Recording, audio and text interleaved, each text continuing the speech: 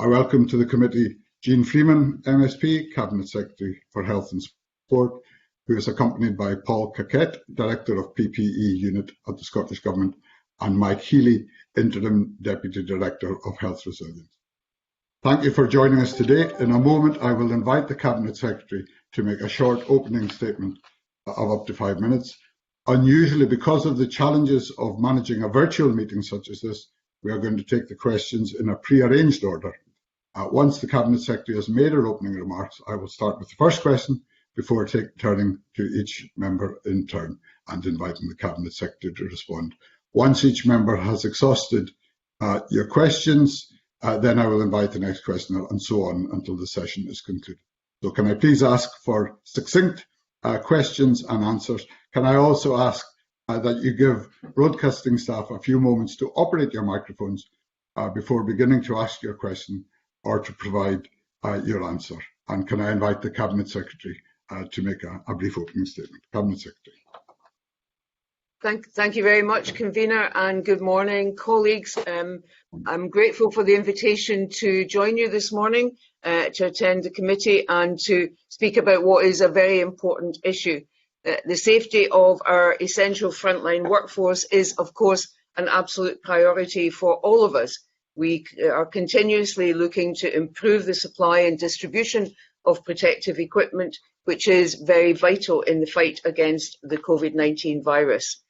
Since March, we have delivered over 160 million items of PPE. That's 117 million items to the acute setting, 35.1 to social care, and 8.1 to community care. Our job is to ensure that everyone who needs PPE gets the right PPE at the right time and in the right circumstances. What is the right PPE is, of course, determined by clinical guidance based on the scenario in which an individual works. Protecting those working in hospitals, in care homes and unpaid carers, along with other sectors that we support, is a priority. But it is important to recognise that from the outset, our normal way of operation in the health service in Scotland was PPE supply to the health service in Scotland, with other employers responsible for their own workforce. That has now changed as supply chains in social care and to local authorities have failed in some respects, and we have stepped in to ensure that those supplies are nonetheless maintained for the staff, the patients and the residents involved. There have been undoubtedly challenges, not least in a globally competitive market where we are dealing with a global pandemic. The demands on PPE have been high and the volume numbers of orders can be unpredictable despite the volume that you ordered in the first place. So we are responding to what is a constantly changing environment, looking at the immediate imperatives of ensuring the safety of our workforce, but also responding to demand as it changes and planning at the same time for future requirements as the demand and supply chains in particular change. We've had to change and reshape our work to coordinate the response across that range of sectors I mentioned. We've established improved central coordination for our PPE response as we improve our understanding of demand for PPE out with health boards and into community settings, and as I've said, have to step in to make up for the failure of private and local authority supply chains where those occur.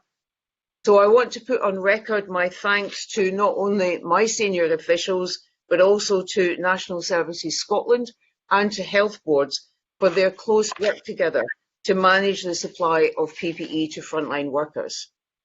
Expanding the work of NSS to support the provision of PPE in social care settings has also now included personal protective equipment to personal assistants and unpaid carers.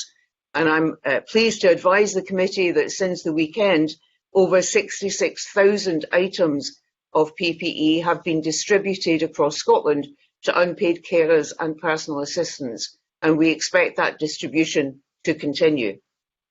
As you will know, the Minister for Trade, Investment and Innovation, Mr McKee, has taken forward a range of initiatives seeking to secure increasingly reliable PPE chains from overseas. He's also accelerating work on strengthening our options for PPE supply made in Scotland from Scotland. On the current position on supplies, I receive daily updates from NSS on stock levels and the plans to replenish them, the orders that we have in train, our estimate of the reliability of those orders, and the mitigating steps that are being taken where we have queries around whether or not the order will arrive at its due delivery date or at the volume that has been ordered in the first place. So that contingency planning also works against the risk of breaks, as I've said, in supply chains or delays that are out with our control. I also want to say a quick word about business offers of PPE that we receive. They are immensely welcome and they can complement, and we have examples of where they have complemented our existing supplier network and a chain. The offers coming often through less conventional means are treated very seriously, but they do need to be addressed and assessed carefully. We need to be satisfied about the quality of the product offered and how we focus on areas of greatest need. Some offers are not legitimate and they need to be checked first for risk of fraud and also to ensure value for money. I know that some committee members have raised concerns about the speed and efficiency of the PPE correspondence mailbox, which we established at the start of last month. I have been clear that any concerns from healthcare sector workers, they should approach the government if they have concerns about PPE, and many have taken up that offer, as indeed have MSP colleagues. So we had a backlog of requests. Actually, the volume of requests, many of which did not relate to health, social care or PPE, but my officials have been working very hard to address that backlog, and I'm happy to report that it has now been cleared and we are now able to work fully within that 7-day turnaround time. That is the maximum turnaround time for those emails. Of course, they are triaged, so where there is a more urgent request, particularly, for example, from somebody who is on the front line and does not believe they have the PPE they need, then we act on that issue much more quickly, and through our boards are able in particular to deal directly with another new feature of our PPE work, which is the single point of contact in each individual health board. I hope, Convener, that is sufficient to get us going. I know members will have many questions and I look forward to answering them. Thank you very much. Thank you very much, Cabinet Secretary. Thank you very much, Cabinet Secretary. That's certainly very helpful. You mentioned that at an early stage in the process there were failures in the supply chain for PPE and that you have taken steps to address those. Could you indicate currently where the current greatest supply pressures are in relation to PPE? Where are the difficulties arising and what are you able to do to address those? So, to be clear, the failures in the supply chain that I was referring to were failures in the supply chain for local authorities for social care and failures that continue to exist for care homes. And that is why our standard NHS PPE operation through National Services Scotland was significantly expanded so that we could take over where that was necessary and ensure that both those sectors of care at home primarily and care homes could be supplied. I know members are very familiar with what we did, but part of what we were doing in that area was not only then to begin the remodelling of our supply assessment so that we could ensure that we had the right volume of orders, and Mr McKee's support in that was very welcome, but also we introduced those new distribution routes. I'm sure members will recall. So there is a direct distribution route to health boards for the hospital setting. a direct distribution route for community care, which includes pharmacy, and a direct distribution route to social care through the hubs established by local authorities and the health and social care partnerships, supplemented when required with direct delivery to individual care homes. In terms of supply pressures, they change over time.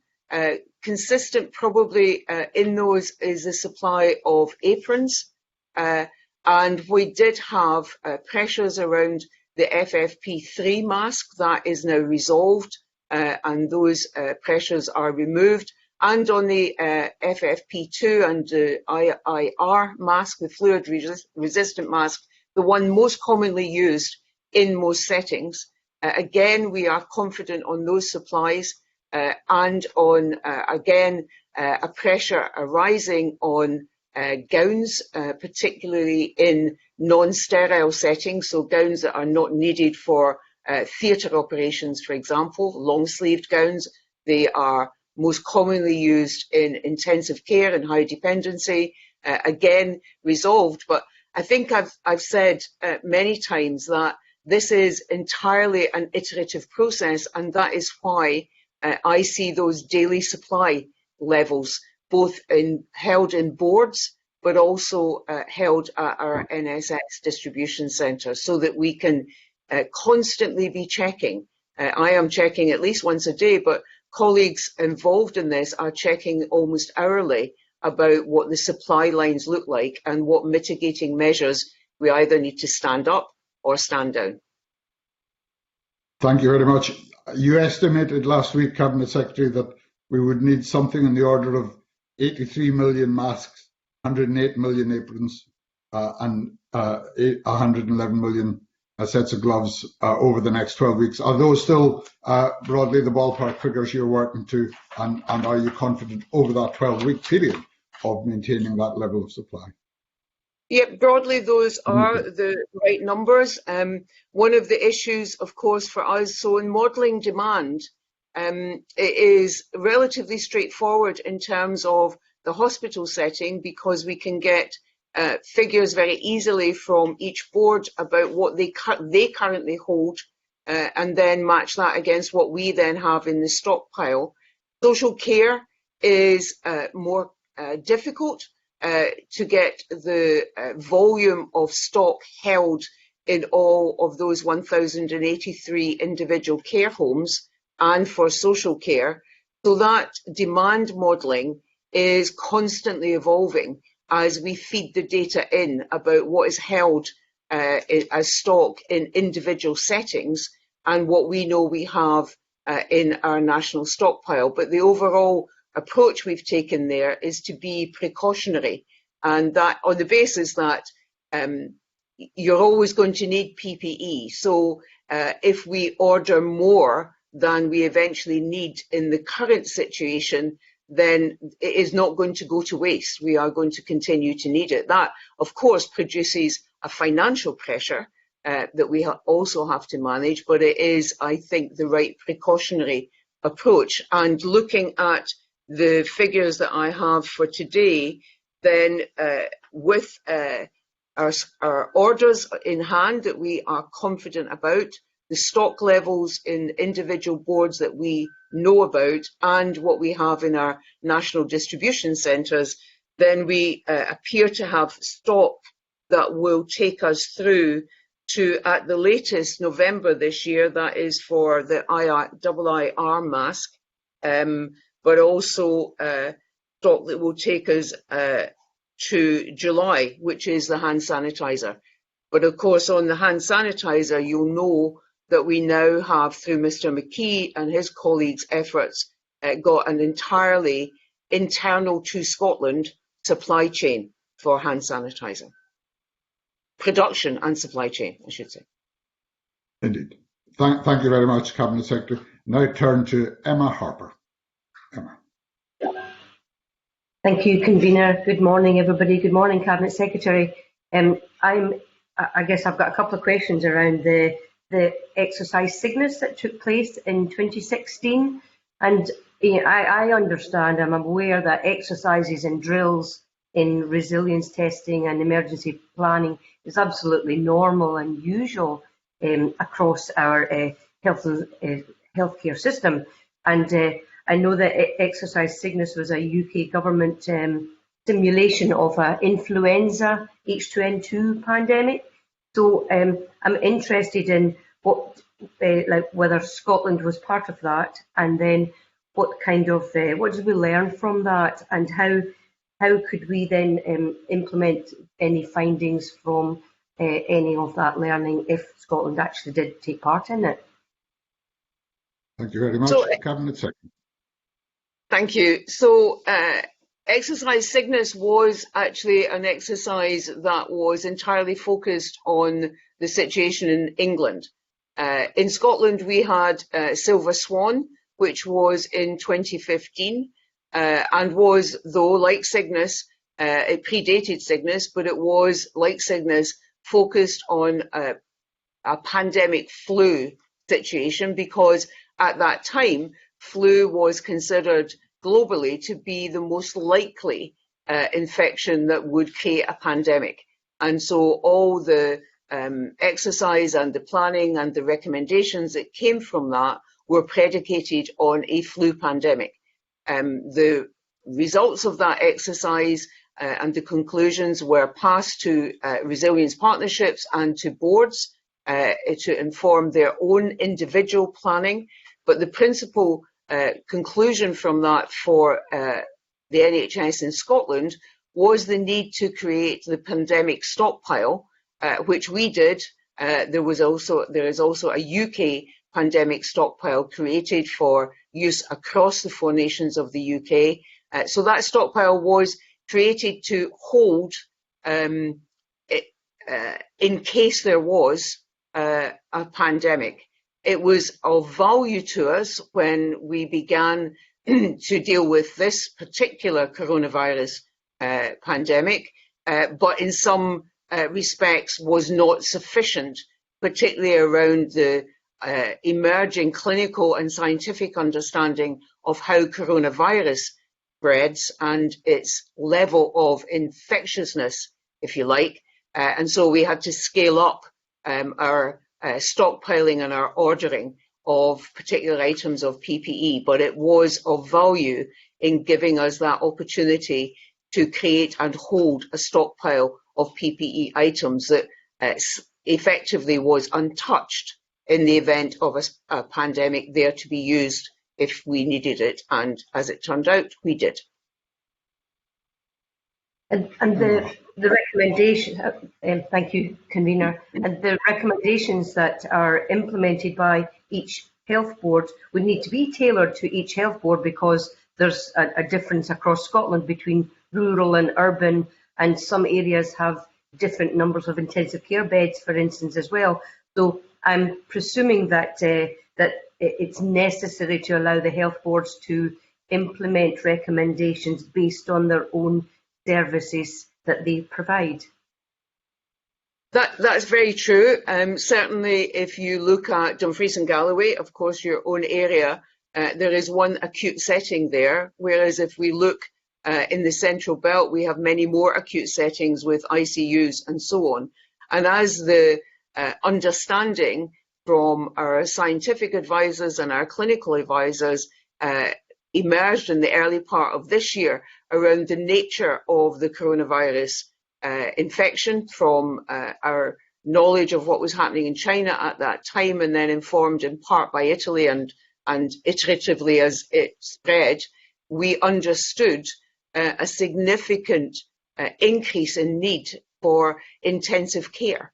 That carries a PPE consequence then about the particular items. You will know this much better than I do, in fact, but it carries a particular consequence for the items of PPE, and of course also led us into all of the additional work that was underway in terms of ventilator supply.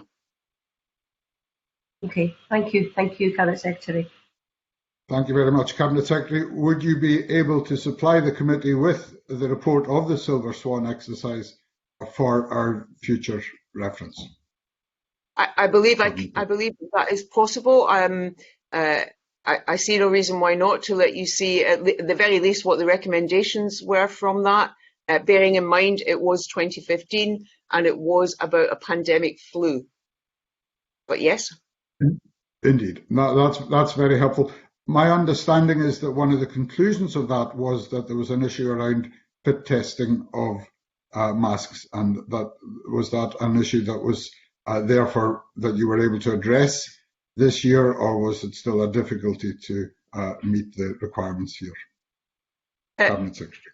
In terms of the supply of the FFP3 mask, that was challenging. We didn't run out of them at any point, but it was challenging at one point. No longer so. That supply chain is now much more secured. But we also invested in machines that provide an objective assessment of whether or not a mask is fitting you properly. Those FFP3 masks are exceptionally uncomfortable to wear, and they're not just uncomfortable, they do produce skin irritation and indentations on the face because they fit so snugly as they have to do that. In order to ensure that individual staff members had confidence that the mask was fitting properly, these machines, every board area has them. I think we have 18, so we have one sitting in NSS ready to replace any that might fail. Those machines provide that objective evidence as to whether the mask fits, which provides additional assurance. So being able to invest in those machines, recognising there was a concern around being confident that that mask fitted you, because you are using that in the most serious of situations where there are aerosol generated procedures going on, and so as a staff member you are most at risk at that point. You're very close to the patient, and that is also it's aerosol generated, so the particulars from the virus can enter your body, so it's very important. So those machines are quite critical in being sure that staff have the confidence that their mask fits. The other point I would make about the masks is that they are by and large designed to fit the male face. I can't think of another way of putting it. And overall, men have different face shapes and face sizes to the majority of women. Now, at the moment, there is nothing we can do about that. But in going forward, we will log that problem in terms of the design, manufacture, and then supply of these masks to see if there is a way by which it can be addressed, so that there is less in the way of mitigating measures that have to be taken in some instances for women where the mask doesn't fit quite properly because it wasn't designed to fit the shape of the female face. Thank you very much, Cabinet Secretary. I now turn to Brian Whittle. Brian Whittle. Thank you, Kabina. Good morning, Cabinet Secretary. I want to just have a wee look at the development of the emergency stockpile. I know the UK government is advised by the new and emerging respiratory virus threats advisory group, now to be known as NERVTAG, on matters around planning for respiratory disease pandemics, including what stockpiles to hold. So can I start by asking how Scotland input into that creation of a UK stockpile? You're absolutely right, and NERVTAG, sorry, my apologies. You're absolutely right. NERVTAG also advises us, and from memory, I will correct this if I'm wrong, but my memory tells me that Dr. Jim McMenemy from Health Protection Scotland is a member of that group, and therefore we have the benefit of his direct engagement and involvement, and therefore advice to us as part of, at the moment, heavily involved with our Chief Medical Officer and the group chaired by Professor Andrew Morris. So that engagement has informed us on the levels and the types of stockpile for a pandemic flu that we took from exercise Silver Swan, and of course we're checking ever since that period based on the advice that NERVTAG produced. And I know that you will know, Mr. Whittle, that NERVTAG have taken a very specific and clear view about the requirement of PPE for both defibrillation and CPR procedures. Thank you very much. Brian Whittle. Thank you, Cabinet Secretary. I just want, with regards to NERVTAG, I just wanted to understand what Scotland's or representative's position is on NERVTAG, because as our understanding, it might just be on observer status only, and if that's the case, can I ask why? Cabinet Secretary. You're right. Dr. McMenemy is an observer to NERVTAG.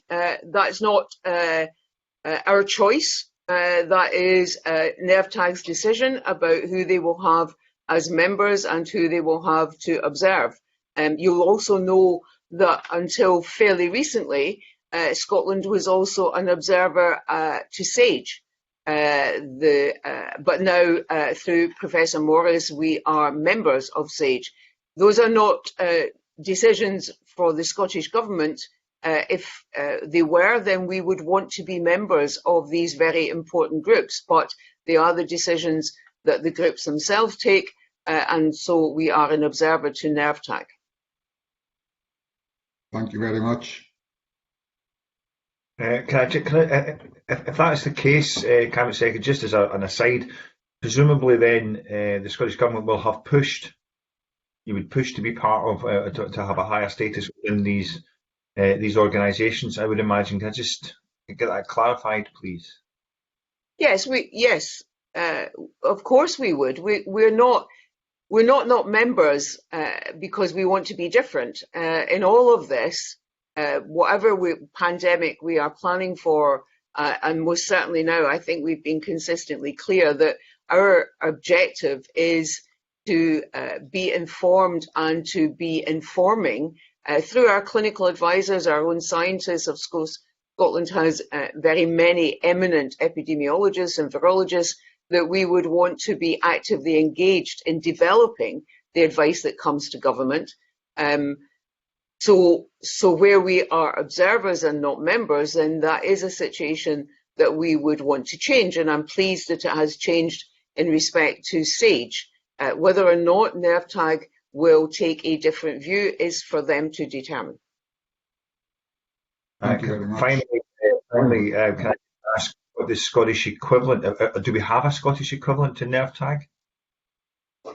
Not directly, no, but the advice that feeds into Professor Morris's group comes from both NERVTAG and SAGE, and they then look at all of that advice very quickly. They turn around things very fast. They draw their members, depending on the area that they're looking at, from academia and elsewhere in Scotland, from different areas of clinical and scientific expertise, and they will then advise us if they think there is a particular application that applies to Scotland or a particular element that applies to Scotland. So, for example, they are actively advising us on advice coming from SAGE.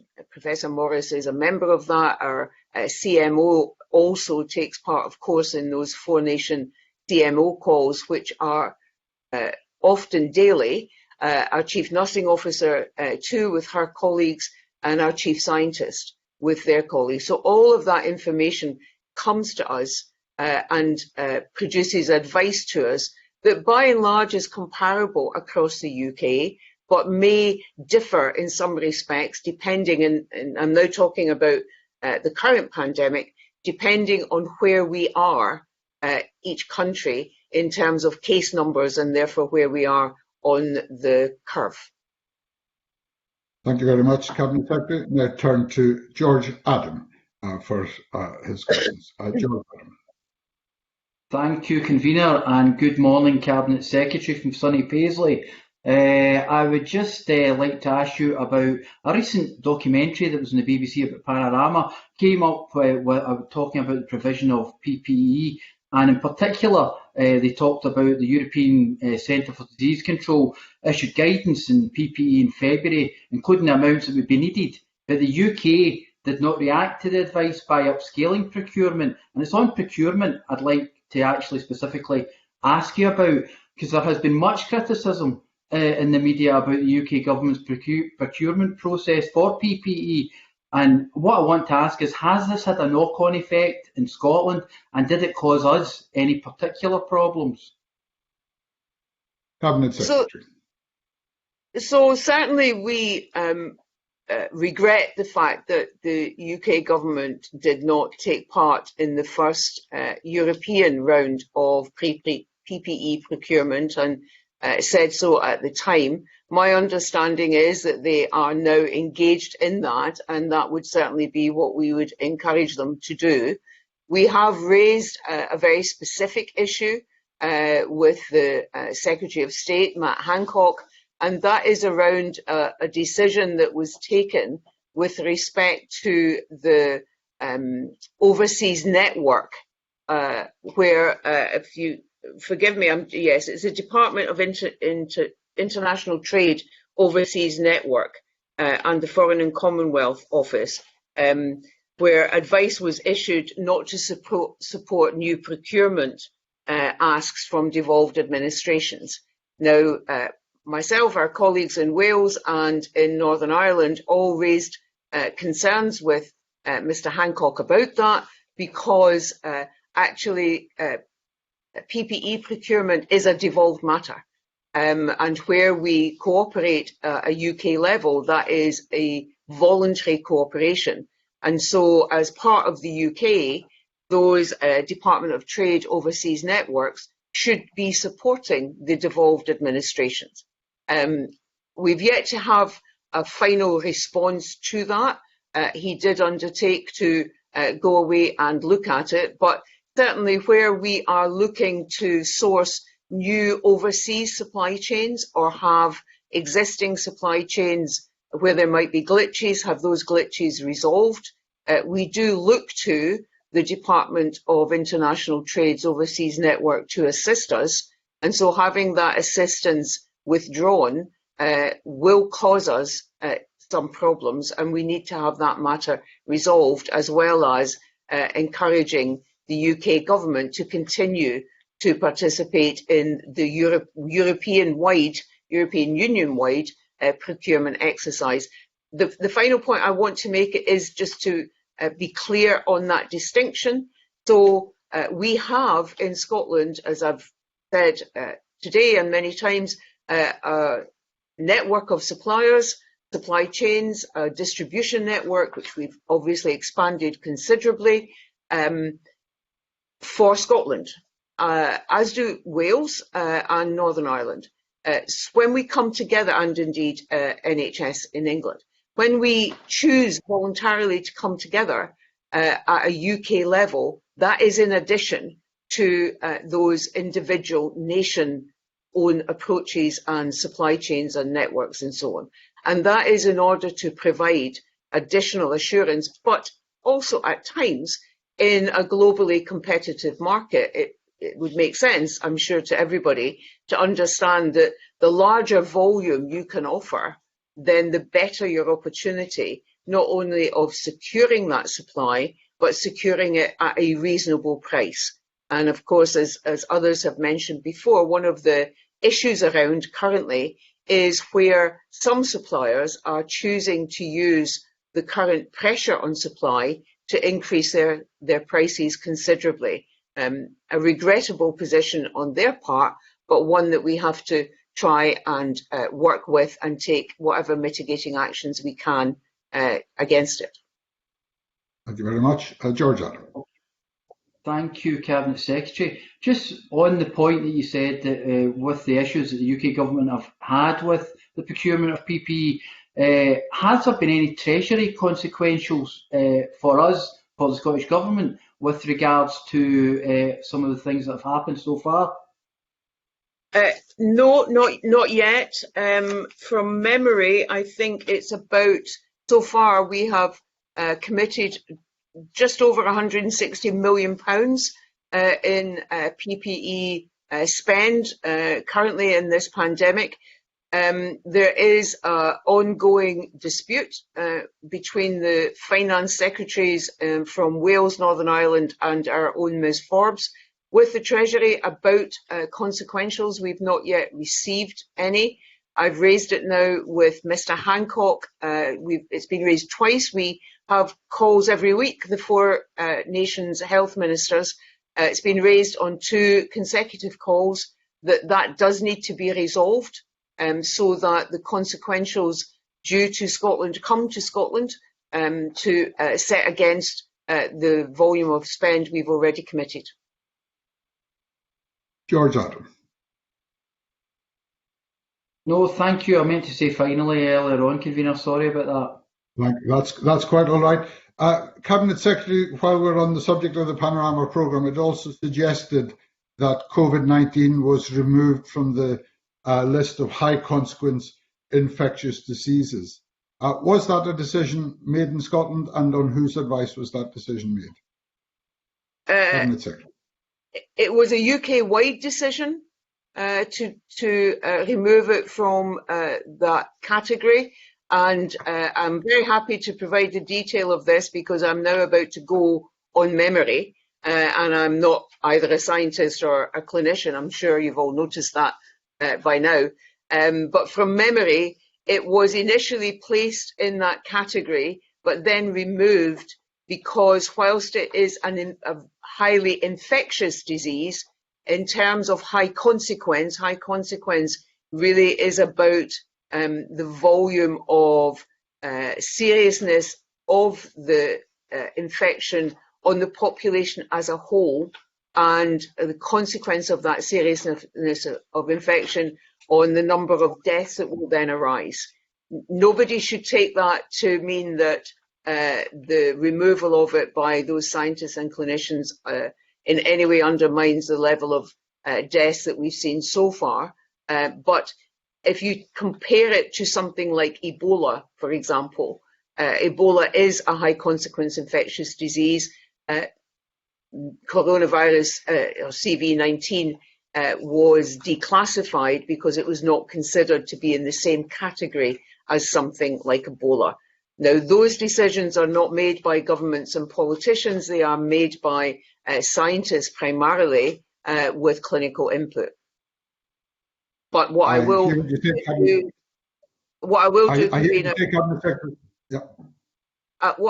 Convener, is I will get you a detailed explanation of the timeline and the decision and the factors in the decision and ensure that you and colleagues have that.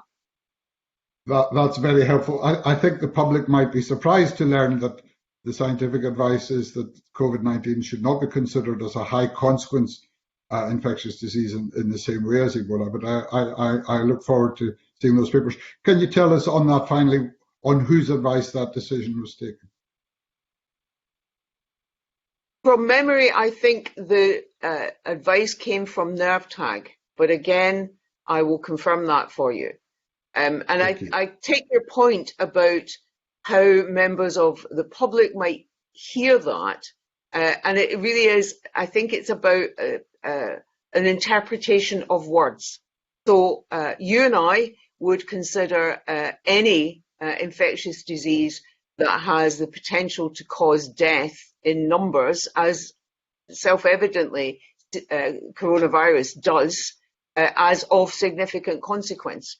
That's not necessarily the same interpretation or way that that word is used in the scientific community. And so we will attempt to clarify all of that so that there is no room for misinterpretation or misunderstanding about the decision that was reached in that regard.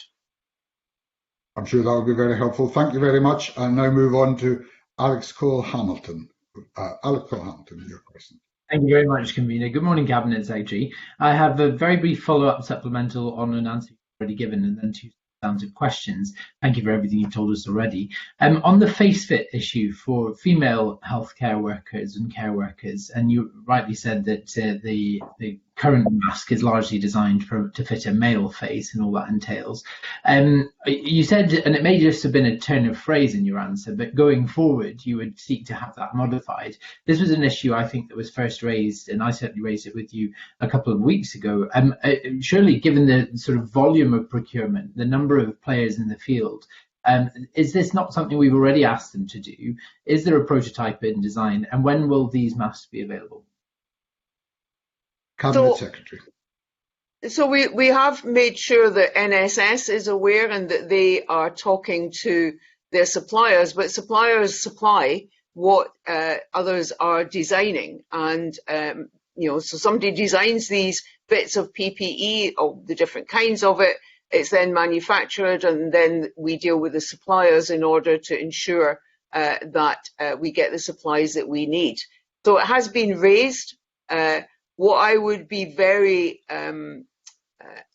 conscious not to do is to break the manufacturing and supply chain because we needed a different kind of design, whilst it is the case that the current design is primarily for the male face and not for the female face, and that some women staff members have raised that issue. Mitigation is possible around that so that they remain as safe wearing that mask as any other colleague. But it is certainly, I know, something that Mr. McKee, through his group, which is looking at manufacturing and design as well as supply, will want to take forward with colleagues in Scottish Enterprise and elsewhere. And in due course, I am sure that he will want to give you, or I can, an update on where that has got to. Thank you very much. Alice Culhant. Thank you, Convener.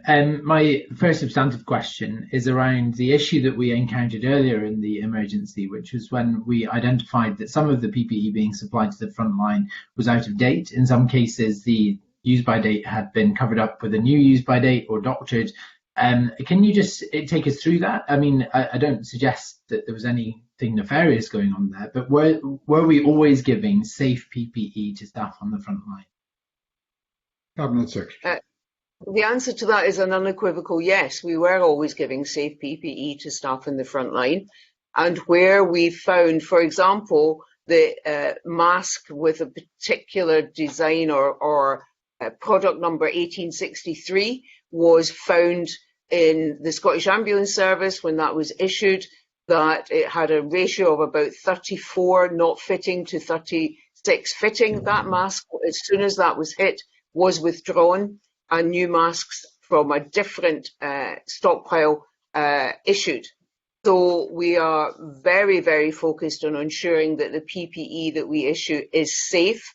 We had another example of gowns issued in Fife. Unison raised this directly with me, which, whilst at the front provided adequate cover, did not at the back. And again, those were removed and new gowns issued. So we take not just the supply of PPE, but the quality and its adequacy very seriously indeed. And so I would gently take issue, Alex, with your use of the word doctored. The masks that were issued were not doctored.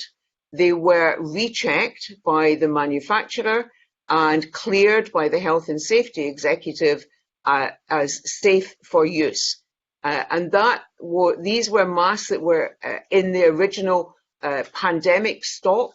And before we threw them out, we asked the manufacturers to recheck them to see if they could be used. And then we asked the Health and Safety Executive to do their work to give us the assurance as to whether or not they were not safe, whether or not they were safe. If the Health and Safety Executive had come back and said there is any question mark around these at all, we would not have used them. So that is the basis on which they were then issued. Thank you very much. Forgive me, my choice of words perhaps unfortunate there. By doctored, I meant that the original use by date was covered up with a new one, but I think you've covered why that was, and I'm grateful for that. I do have a supplementary to that before I come on to my final question. That is there a means in North America? My brother-in-law is a physicist who's designed a machine which, using ultraviolet light, can decontaminate PPE for reuse. Is that something that we're considering here? Is there a means that we can reuse PPE safely if it's been decontaminated? Cabinet Secretary. There is work going on at the moment, led by NSS, on whether or not non-sterile gowns can be laundered for reuse, what the material would need to be, what temperature the laundering would need to be run at, and then the safety check to see if that is possible. So that work is underway to see if that particular area of PPE could be supplied by reusable gowns. That's not going to be possible in other areas, for example, aprons or gloves. There's also some work underway about reusable visors, depending on the material that is made and the means by which they are then cleaned and reused. In those instances, I'm not clear about gowns, but certainly in the instance of visors, the visor, if I was issued with a visor that was reusable, I would keep that visor. I wouldn't pass it to you. So I would keep it, I'd clean it, I'd use it again. There would be a set amount of time of occasions, if you like, when it could be reused, but it wouldn't be transferred to another member of staff. Not clear about the situation with gowns and relaundering of gowns, but that both those areas, work is underway to look at whether or not that can be done safely. Thank you very much. Alec Cole-Hamilton. Thank you, Convener, for bringing me back in. And this is just a very quick final question, and it's slightly wide of the medical use of PPE, but this is about PPE in the community. There's still a lot of confusion about face coverings in shops. I've had correspondence from shopkeepers in my constituency who are asking, should they be insisting that people coming into their shops wear face coverings? Thank you. Cabinet Secretary. So as you will recall from what the First Minister said, the science on the protective value of face coverings, so not masks, face coverings, is weak, but on balance does indicate that there is a value to wearing face coverings. And that is why we have issued it as advice, but not as mandatory or as any kind of requirement. And the value that it brings is it, in effect, would protect, if I was wearing one, it would protect you from me if I should have the virus. It doesn't protect me in particular, but it does protect you from any droplets that might emerge from me speaking or should I cough or whatever. It doesn't substitute any of the other very strong rules, if you like, about social distancing, about the absolute importance of proper hand washing and respiratory hygiene, coughing and sneezing, either into your elbow or using a tissue which you then dispose of. So it is advice to members of the public, by and large, to be considered in situations where physical distancing is not possible. So that could be in small shops where I know, for example, my own corner shop only permit one customer in at a time. It's a small corner shop, and you can imagine the size of it and the amount of stock that they have. They permit one customer in at a time. Physical distancing would be impossible in that shop. And they do attempt it between the cashier and yourself. It is also a situation you could see in supermarkets, even where our supermarkets are managing very carefully the number of customers they allow in at one time. Many of them have a very specific, now marked out route for you to go around to try and ensure that you remain physically distant. Nonetheless, there can be situations where two customers are both leaning forward to pick up the same packet of tomatoes as each other. So in those circumstances, that may be a situation where people felt more comfortable and more assured about wearing face coverings.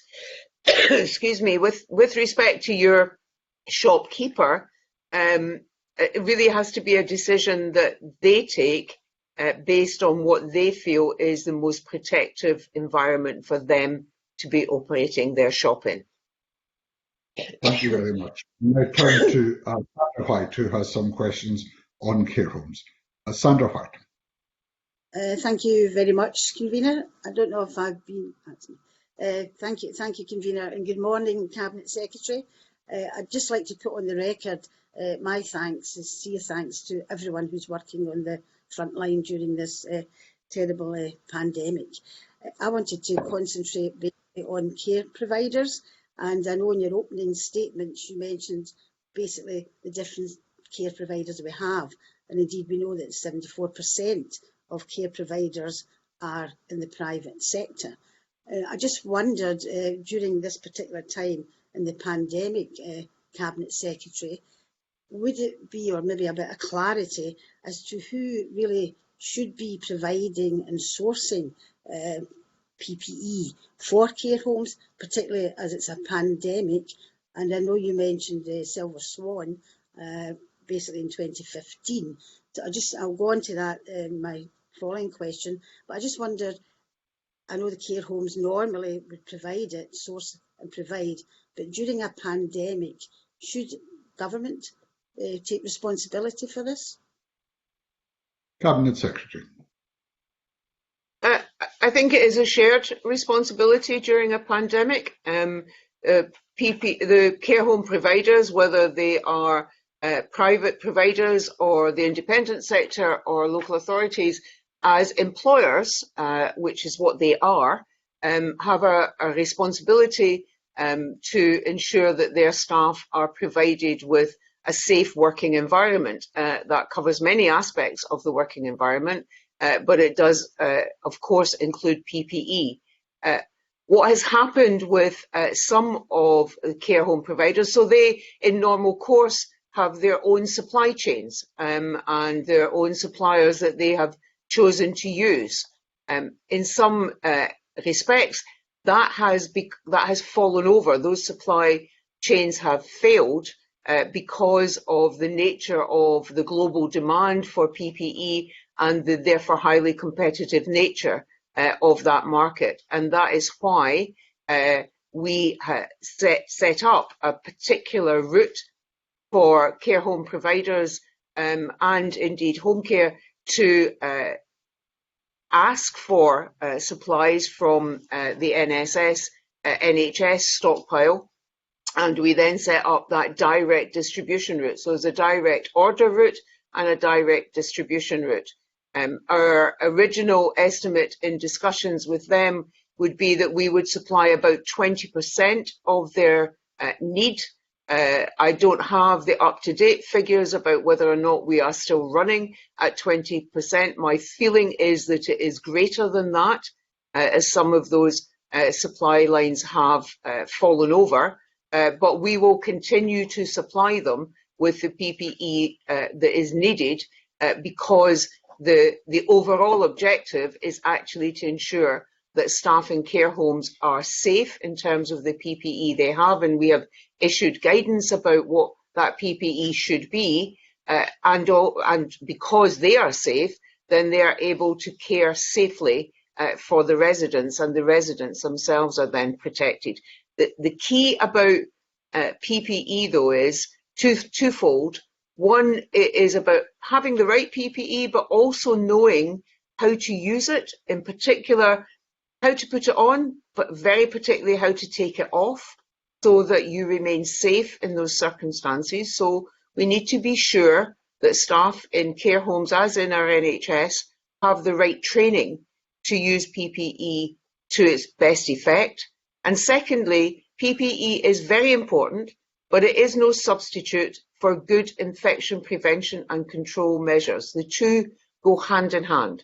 And so having adequate PPE in a care home or in any other setting is important, but on its own, without good infection prevention and control measures and standards and practice, it will not be sufficient.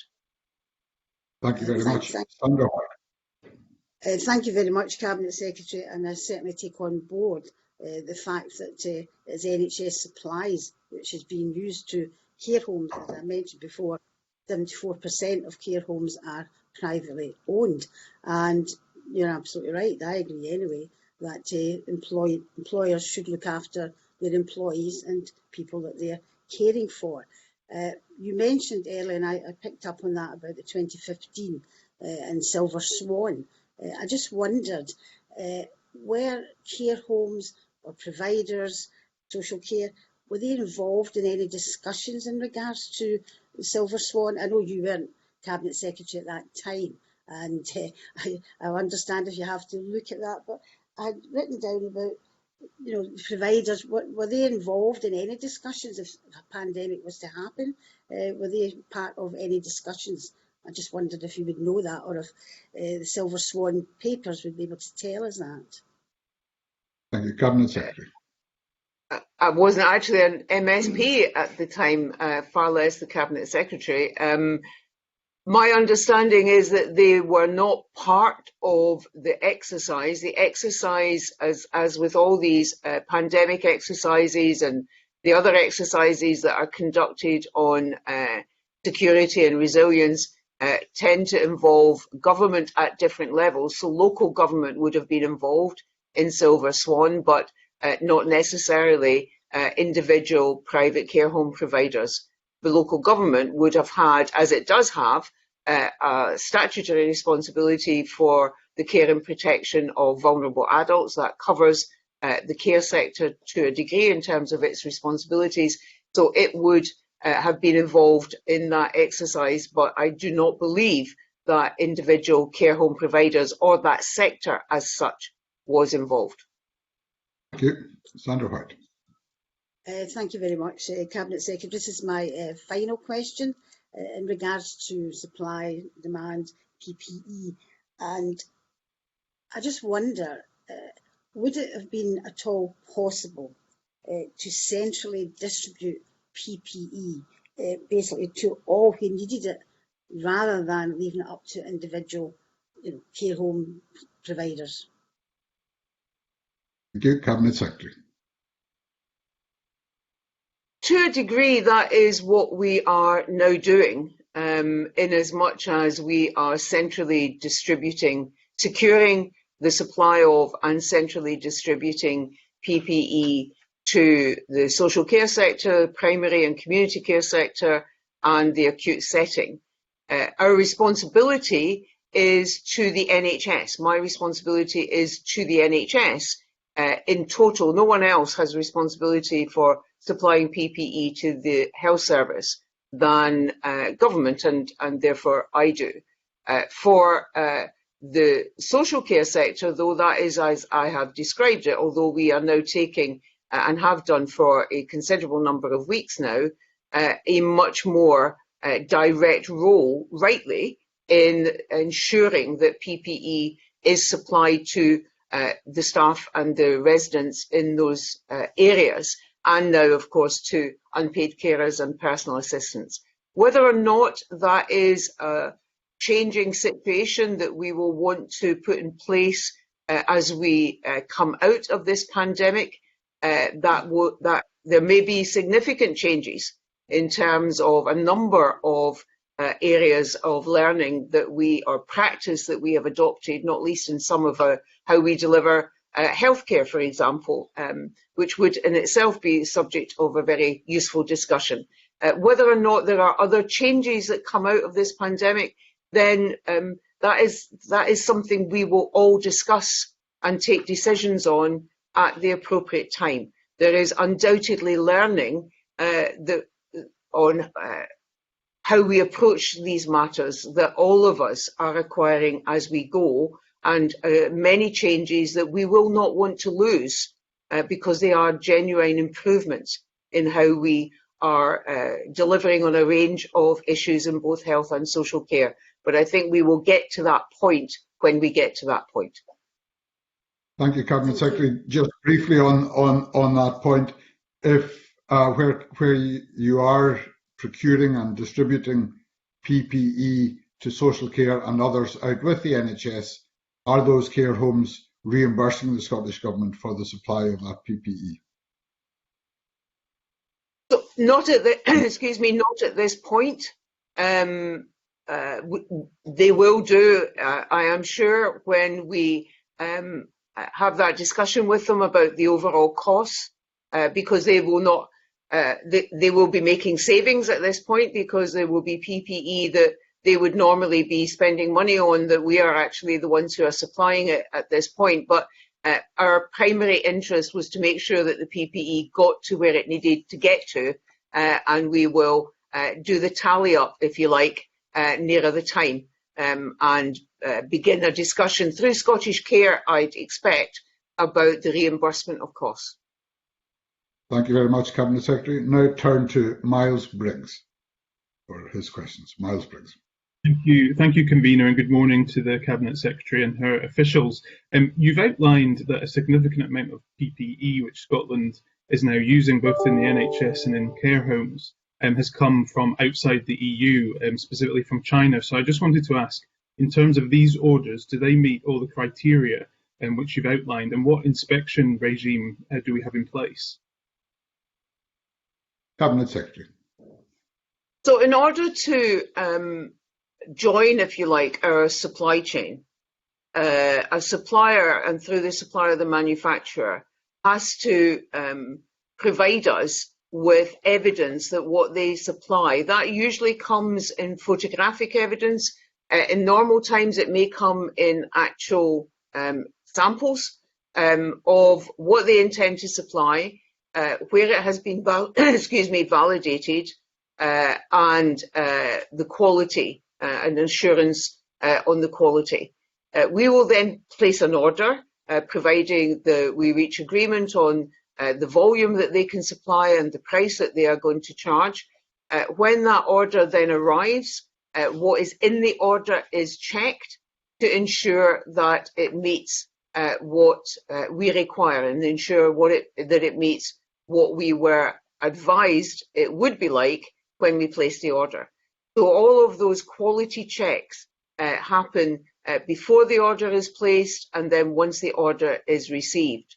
And that is regardless of where the supply comes from, whether it is overseas or now, in respect to masks and sanitizer in particular, the supply chains that Mr McKee has successfully set up for in Scotland manufacture and supply of some PPE items.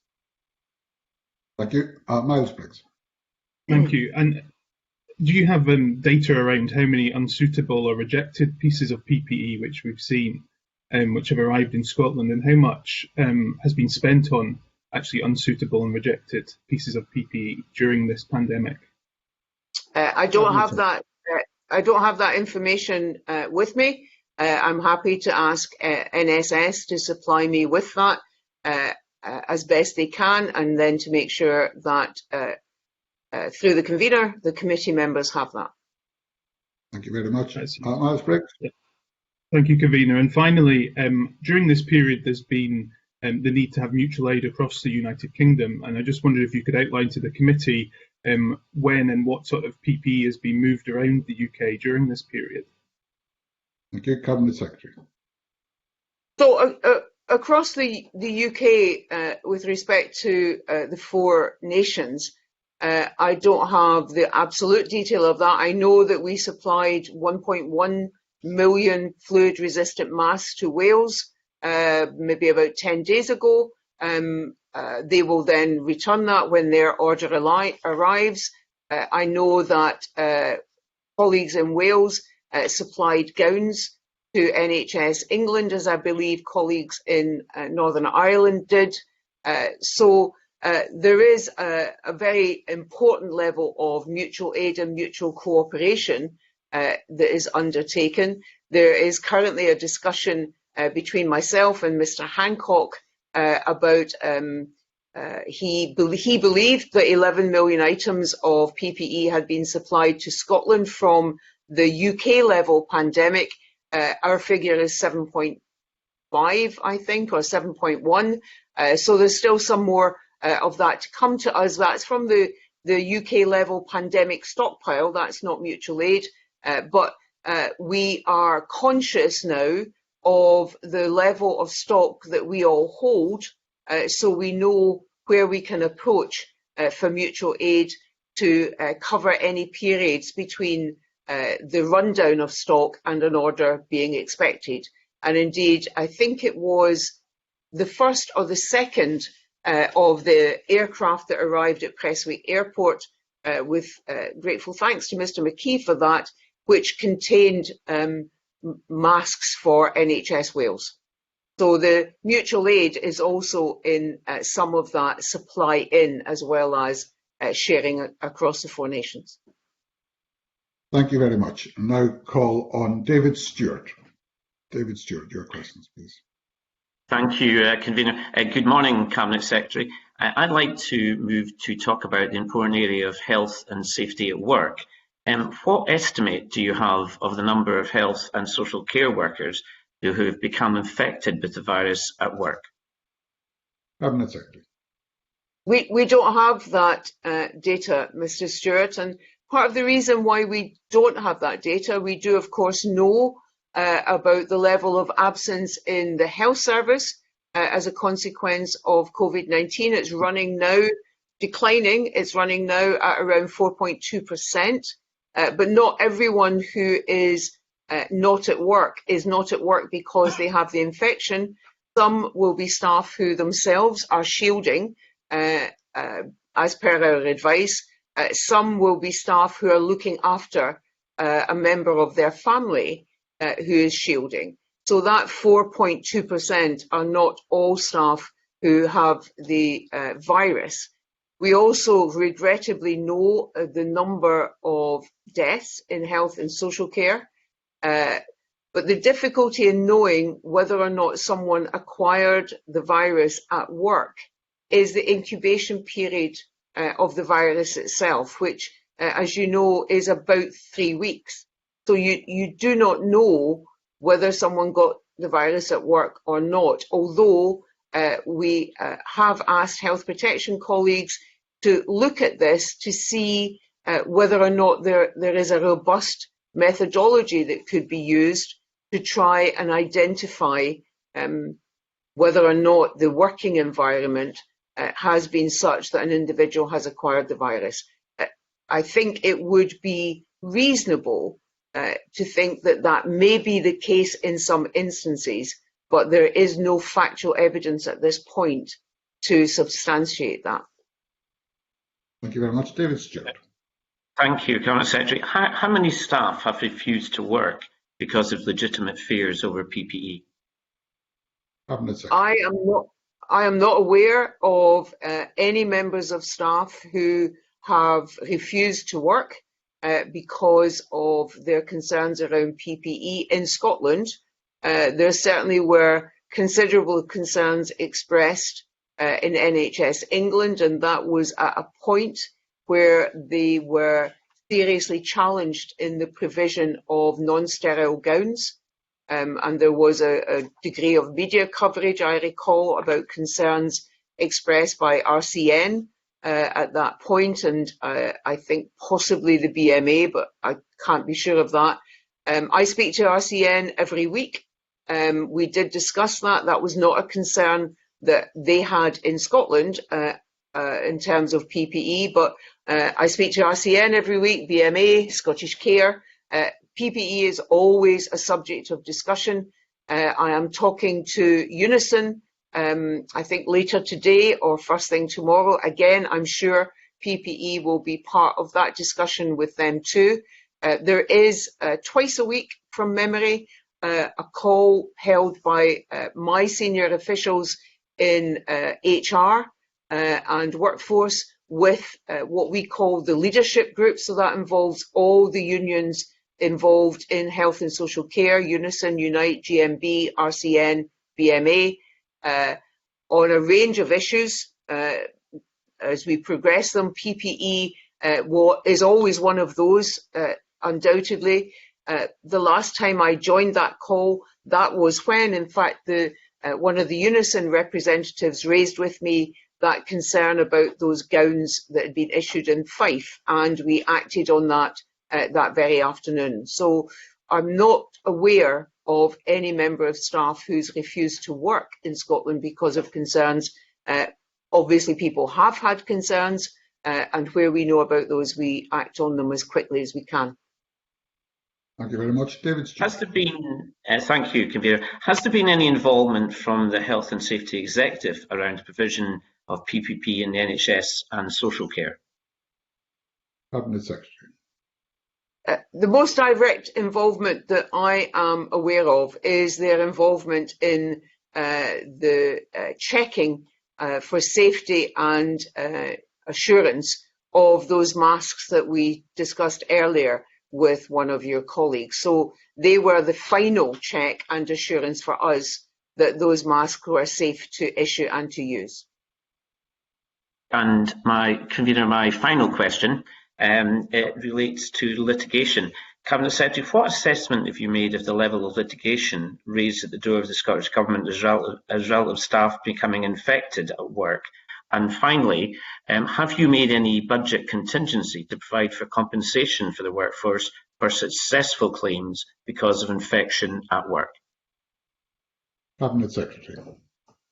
So the question of any contingencies is really one for Ms Forbes, and I would not answer on her behalf. I am not aware of any litigation claims in that respect at all. Thank you very much. Thank you, Cabinet Secretary. Thank you very much. And now call David Torrance. Thank you, Convener. David Torrance. Thank you, Convener. Good morning, Cabinet Secretary. Cabinet Secretary, a key concern is that when measures are lifted, there may be a second wave of infection. Does the Scottish Government plan to create a stockpile of PPE in anticipation of a second wave? And how likely does the Cabinet Secretary think a second wave of infection is? Cabinet Secretary. So we run a continuous stockpile. Our National Distribution Centre in Lanarkshire holds that volume of items of PPE, and indeed it holds volume of a range of items that our health service needs, from medicines right through to PPE. So that is in effect our running stockpile, and we have all those orders in the pipeline that I mentioned earlier when I talked about the length of time for which we have items of PPE either in hand or at board level or in orders. That takes us right through to the end of this calendar year, and from memory in one instance into January of next year. Whether or not there is a second wave, I think depends in large measure on the degree to which we can continue to reduce the number of cases, the number of individuals in ICU, and the number of deaths successfully to suppress the virus, and then have that very active and vigilant test, trace and isolate and support strategy in place and operational at the point where any of the current restriction measures are lifted to any degree. Viruses go away, if you like, they die off to the extent to which you can prevent them being transmitted. So the current lockdown measures and all the other steps that we all know about and are taking are essentially about stopping the transmission of the virus. Once you begin to raise any of those lockdown measures, then you need to have something else in place to stop the transmission of the virus. And test, trace and isolate is a central part of that strategy, as well as continuing, for example, physical distancing and good hand hygiene and so on. So you constantly are balancing all of that against all the other steps you have in place. And test, trace, isolate and support is a key element of that. And you need to keep doing that. We will need to keep doing that until we get to a point when there is a vaccine for this virus. And at this stage, it is unclear when that will arrive. It may be in the early part of next year, it may be later. Clinical trials need to be underway. There's no point in having a vaccine if it's not an effective vaccine.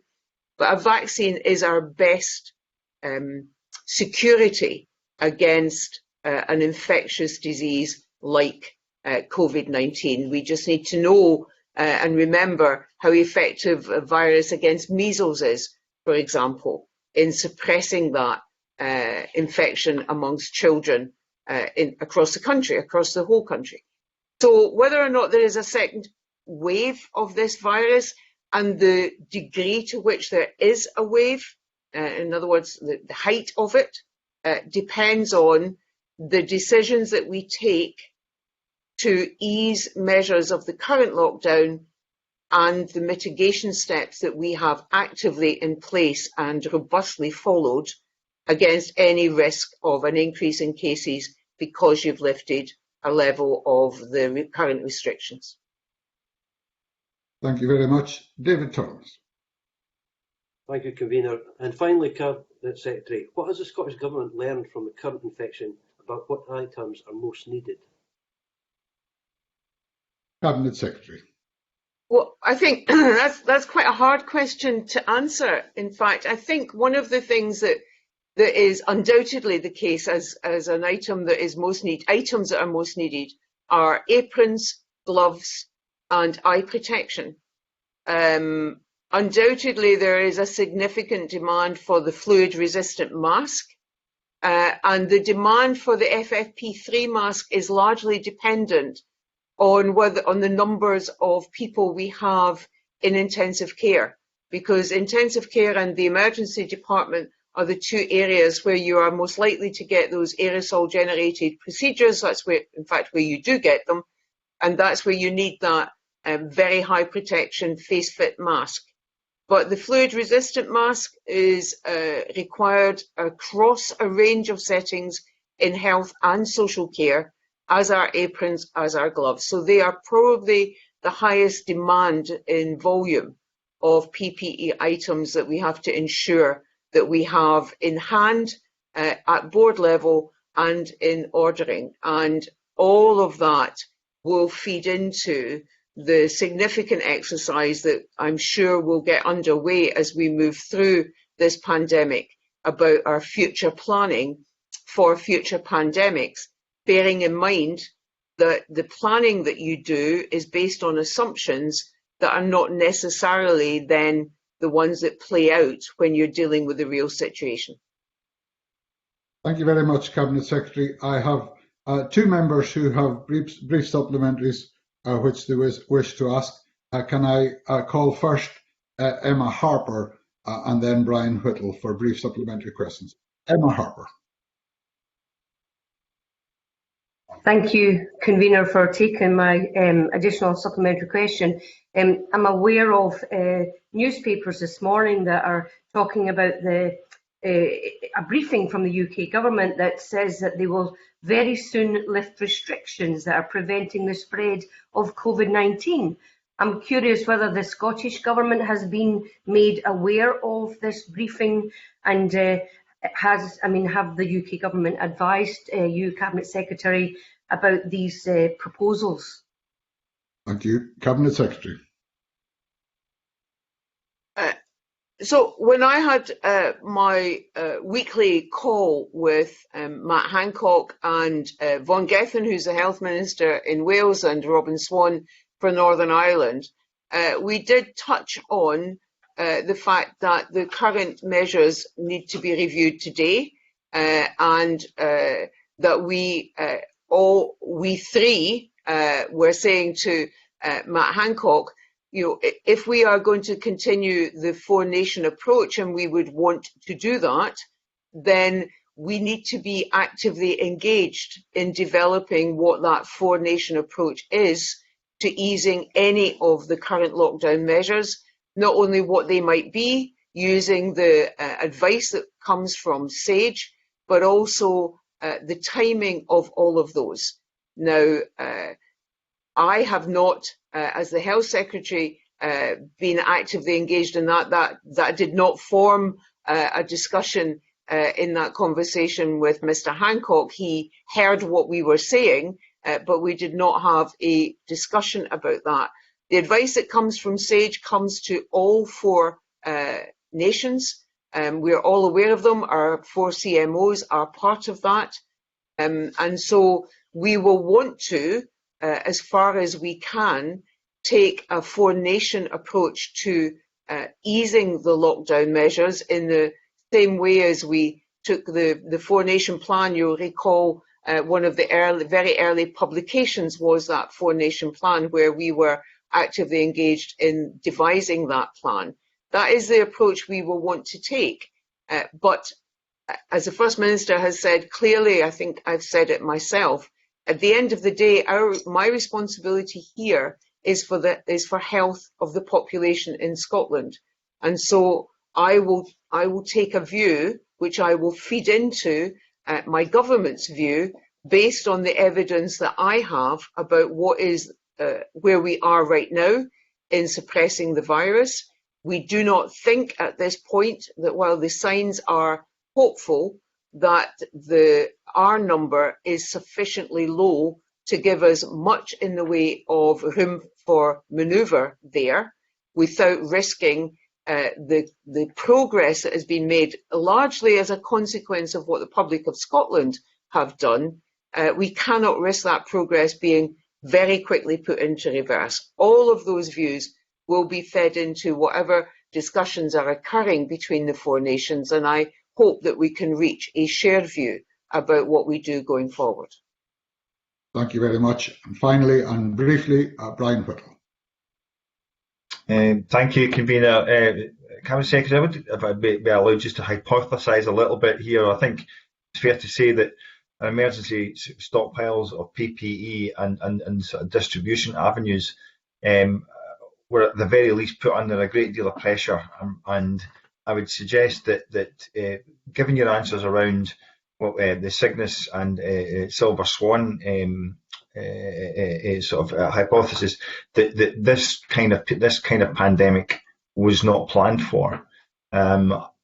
Probably knowing that at some point it was going to happen, but I think across the globe it's probably the hope that it wouldn't happen on our watch. Is that fair to say that that this kind of pandemic was not planned for? And that's not a criticism of a Scottish government. I think that's across. We could say exactly the same across the UK and across other governments. And in reality, we weren't set up for this, which is why we're under so much pressure. Thank you very much. Cabinet Secretary. I think what is fair to say is that the pandemic planning that was undertaken across the UK was for a coronavirus. Flu is a coronavirus.